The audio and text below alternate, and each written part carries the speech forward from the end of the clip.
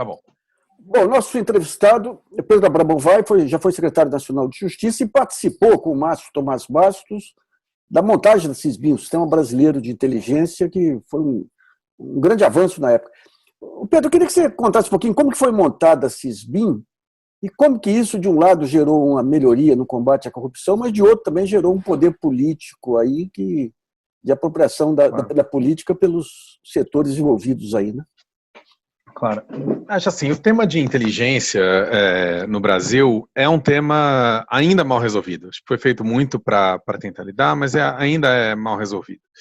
Ele é mal resolvido porque, claro, a nossa herança é o SNI, né? Que foi o grande espaço de usar todos os métodos de inteligência, etc., para perseguir os inimigos do regime, né? Uns sistemas de inteligência em outros lugares do mundo são extremamente bem regulados. O papel do Congresso no controle deles, o papel quais informações. O Congresso americano tem condição de saber quase tudo que a CIA está fazendo, né? É informado. Claro que lá se leva muito a sério também não vazar o que você recebe, mesmo que você esteja na oposição, etc. Então, eu acho que a gente, com a criação da ABIN, primeiro, né, ficou algo ainda não muito claro. Qual é esse papel? Quer dizer, o papel é de olhar para inimigos internos, é de olhar para a gente, fazer contra-inteligência, ou seja, saber quem está trabalhando no Brasil, contra o Brasil, etc., governos estrangeiros, governos, empresas estrangeiras, etc., atentando os interesses nacionais. Isso não é muito claro, né? E quando, por exemplo, quer dizer, o governo Lula chega, a ABIN, isso está nos documentos, isso é claro, enfim, não é segredo para ninguém, tinha ainda como grande missão olhar para inimigos internos, né? Olhar para a MST, olhar para quem fazia oposição, etc. Então, claro que isso houve muito esforço de tentar desmontar isso, e a criação do CISBIN é uma dessas. Vamos criar um sistema de inteligência onde você possa compartilhar inteligência, mas o papel da ABIN sempre foi, ou seja, a ABIN não pode fazer grampo, a ABIN não tem, porque todos os mecanismos mais invasivos de privacidade são mecanismos que são muito bem regulados no Brasil pela legislação, pela Constituição, e só podem acontecer no âmbito de investigação criminal. A ABIN não faz investigação criminal. Então, fica assim ou a BIM vai para a legalidade, faz grampo, faz medidas intrusivas, ou ela fica um pouco sem lugar, entendeu? Então é uma coisa difícil de resolver. Acho que o CISBIN, quando você junta vários ministérios, tenta criar um sistema, avança nisso, mas cada órgão de inteligência, a inteligência do Exército, a inteligência da Polícia Federal, a inteligência a própria BIM, a inteligência das outras forças todas que têm esse órgão de inteligência, são muito protetivos das informações, não compartilham informações com os outros, né? Então a ideia de um sistema não funciona bem. O controle externo sobre ele, que deveria ser feito pelo Congresso, não é algo que funciona bem. Quem faz controle externo não tem ideia de verdade do que está acontecendo lá dentro. Então fica um papel muito difícil ali nessa comunicação. Acho que houve esforço de tentar coordenar a área de inteligência com a área a BIM com a área de inteligência da Polícia Federal, ou seja, a BIM poder apontar para direções que depois de fato virariam inquéritos, né, sem nenhuma intervenção, etc. Isso foi feito naquele momento, mas sempre com uma certa, acho que sempre tinha esse desconforto. Assim, concluindo, um dos grandes problemas que a gente tem nesse sistema é que as ambições de quem chega na BIM, em geral, são muito maiores do que o que a lei permite, né? E eu não acho que a gente institucionalmente conseguiu nem criar controles que permitam que a BIM faça o seu papel, de verdade, e nem os mecanismos. Então, ela está sempre flertando com o que é legal. Isso é muito difícil, né? Isso é sempre muito complicado. Então, mas eu queria ver um caso. Eu lembro quando teve lá um congresso, no comecinho da CISBIN, até foi quando te conheci lá, que o Márcio me convidou para falar lá, e ele me falou: desce o cacete na falta de familiaridade do Ministério Público e da Polícia Federal com crimes financeiros. Mas, digamos, esse conceito de força-tarefa, de juntar todos em torno de uma mesa, surge lá, né? O que faltou? Surge, eu acho que sim, acho que você teve muitos esforços de integração naquele momento. Acho que o maior deles é a ENCLA, né, a Estratégia Nacional de Combate à Corrupção e à Lavagem de Dinheiro, que acho que é o responsável de tudo de bom e de ruim que aconteceu nessa era depois. Porque, de um lado, foi ali, pela primeira vez, que se juntou Ministério Público, juízes, a BIM, Polícia Federal, etc., né, para pensar uma estratégia, como é que você transformava um país que era sempre baseado na lógica do clientelismo, né, da captura do Estado, né, que nunca tinha olhado para os poderosos e para a corrupção. Como é que você criava uma estratégia integrada? Porque era tudo muito compartimentado. Daí sai a nova lei de lavagem de dinheiro, a nova lei contra a corrupção, tudo que foi feito, a lei de acesso à informação, as mudanças, ou seja, antes você precisava de papel, né? Quando o juiz pedia para o banco as contas, etc., chegava um bando de papel, não tinha um sistema integrado. Você cria um sistema, você cria penhora online, você cria... Então tem toda uma... Assim, o tamanho da revolução institucional que acontece por causa da integração que a ENCLA traz, e no qual a ABIN estava participando, etc., é algo gigantesco e, de fato, foi um terremoto nas instituições brasileiras. Acho que o que acontece, o problemático, é que esse grupo, né? Então, quando você junta ali o Ministério Público, porque o Ministério Público, os juízes, como instituições, eles não conversavam sobre isso, não tinha uma agenda conjunta no Congresso, não tinha uma agenda conjunta de pensar uma investigação, a ideia de operações, a ideia de... Tudo isso surge a partir dali, né? Não existia esse tipo de... E não existia a prioridade no enfrentamento à corrupção nem da lavagem de dinheiro. Isso né, os laboratórios de lavagem de dinheiro, quer dizer, poderia aqui, realmente são transformações copérnicas, né, na maneira de enfrentar a corrupção. Mas o que acontece é que esse grupo, de alguma maneira, se autonomiza do poder político, digamos assim, né? Tem uma desconfiança muito grande, apesar dele ser instituído completamente por vontade política.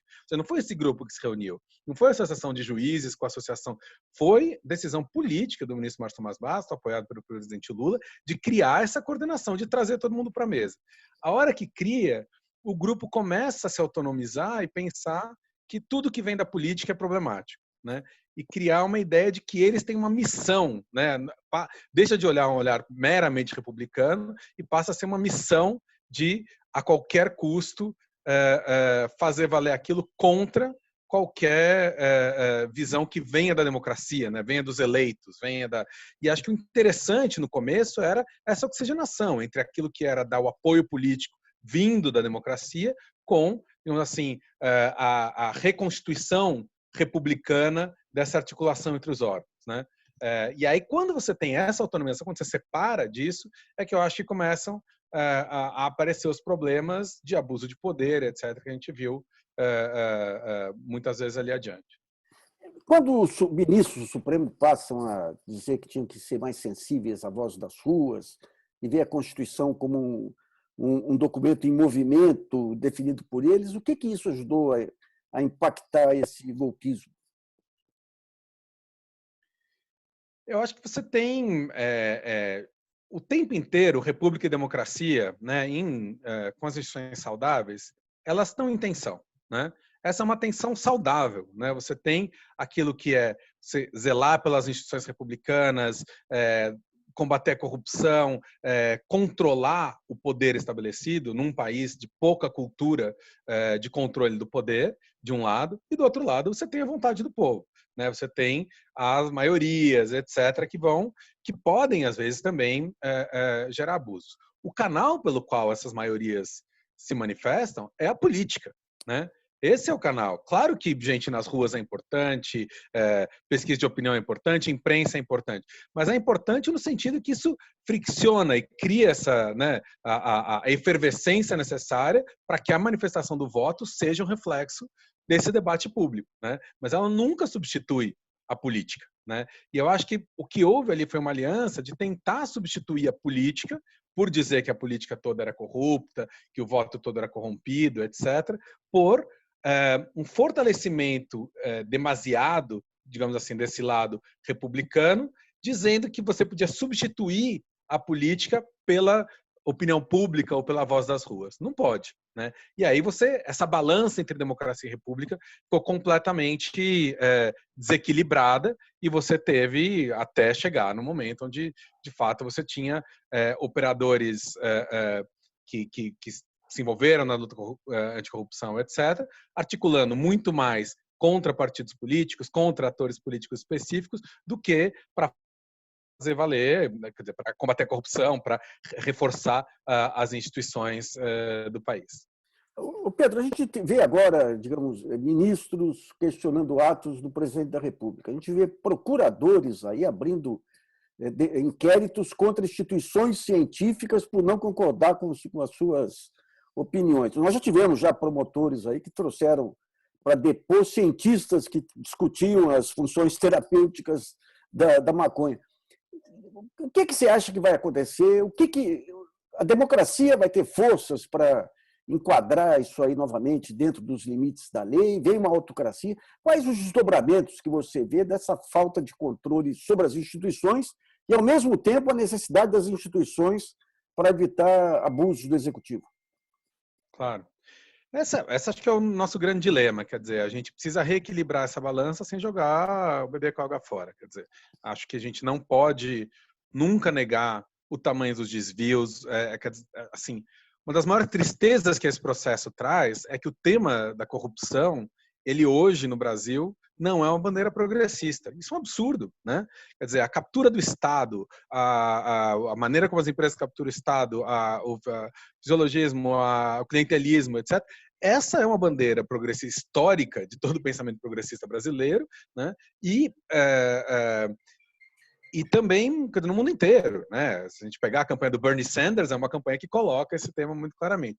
Essa captura, quando ela vira um tema conservador, ele deixa de ser estruturante, ele deixa de ser sobre, de fato, captura do Estado, de fato, sobre clientelismo e suas vinculações com o autoritarismo, e passa a ser moralista, passa a ser casuística, passa a ser punitivista, né? Enfim.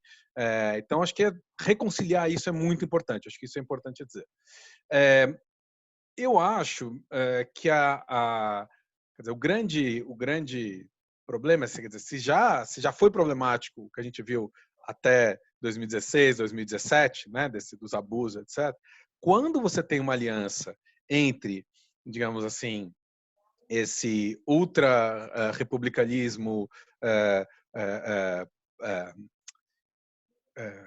influenciado pela política, digamos assim, quando você tem essa aliança com a extrema-direita mais militarista, radical, etc., aí isso fica realmente muito perigoso, porque aí o compromisso, quer dizer, a democracia teve o seu pior momento ali, né? Assim, tudo contra a valorização dos processos democráticos nesse momento. Então, o que a gente tem hoje é uma ruptura, em alguma maneira, dessa aliança. A demissão do Moro é uma ruptura dessa aliança, né?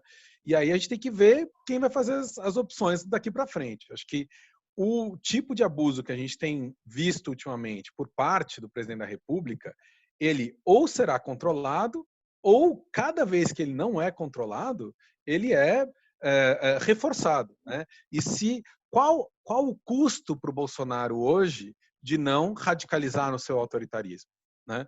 Acho que essa é a grande pergunta. Então, hoje os crimes de responsabilidade que ele vem cometendo reiteradamente, né, a completa incapacidade de lidar com uma pandemia, escárnio na maneira de tratar isso, tudo isso vão na direção de reforçar um autoritarismo. Eu acho que agora a questão é se a gente consegue rearticular uma aliança que realmente breque esses movimentos e que imponha os limites